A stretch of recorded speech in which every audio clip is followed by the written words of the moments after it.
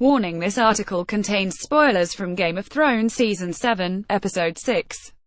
Do not read on if you have not watched. A criticism commonly levied at recent episodes of Game of Thrones is that characters suddenly appear to have developed the ability to teleport from one side of Westeros to the other with no more than a crinkling of their noses. Jon was in Winterfell, then Dragonstone, then all of a sudden he was north of the Wall on some harebrained scheme to kidnap a White.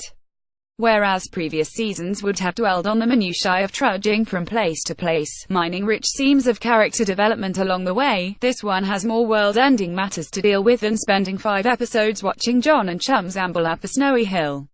So it doesn't bother. And while I reject the teleportation criticism, they don't tend to show characters on the toilet either, because that too would be irrelevant to the plot. It is indicative of a deeper issue with the current series that it's become blindingly obvious 7 episodes is simply not enough. The producer's decision to shorten the episode count from 10 did make each episode a thrilling set piece.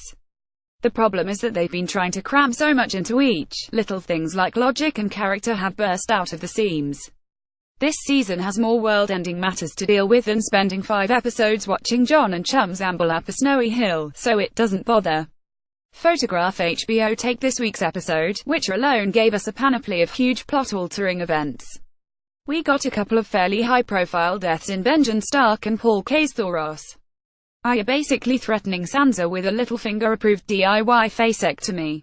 So much Dany Han flirting you could cut the incestuous tension with a Valyrian steel dagger. Dany and Tyrion having a big falling out. A brilliant and very cold-looking battle. More dragons. An actual zombie bear. And then, the piece de resistance, the Night's King getting a blue-eyed dragon all of his own. Massive stuff. Game-changing, some of it. It was another exciting, bravura hour of telly. But did any of these events land with the weight they deserved, or did they always pass at such a relentless clip that none really had time to register? And did any of the characters do or say anything remotely plausible for the entire episode? No, they did not. The first 5 minutes of Beyond the Wall consisted almost entirely of characters telling each other exactly what they thought of them in great granite slabs of exposition, as opposed to giving relationships space to percolate slowly and organically as the show has done so adeptly in the past. It felt clunky and forced. Then the action started, and everything got a bit silly. Huge leaps of logic aside, how long would it take a raven to fly from the Wall to Dragonstone anyway? Why does killing a White Walker make all his subservient whites disappear? Bar one, the characters felt like they were little more than window dressing as the narrative groaned and twisted to see to it that Dany joined the war against the Walkers and the Night's King got his dragon. It often feels as if the tail's wagging the direwolf.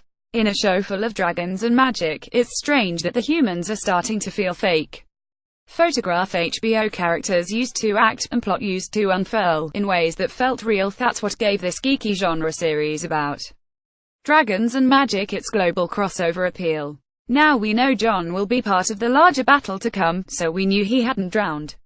The Night's King needed a dragon, so the plot gave us a half-baked reason, Dany coming to a profoundly unlikely rescue, for him to get one. Sansa sends Brienne away because the plot requires her to be unprotected, nothing more. Characters aren't so much pieces being moved on a board than the board is being moved under them. Credulity be damned. In a show full of dragons and magic, it's strange that the humans are starting to feel fake. To the series' credit, if you're going to paper over gulfs in logic, the best way to do it is with explosions, zombie bears, and flaming swords. Every episode is a tantalizing prospect as the story gallops towards a conclusion like a windmilling drunkard, and none have disappointed so far. The pace hasn't let up all season. It's physically impossible to dislike a program this relentlessly, air-punchingly entertaining. So it's still the best show on TV, and I will have an inappropriately passionate argument with anyone who claims otherwise. It's just a shame it's also now one of the daftest.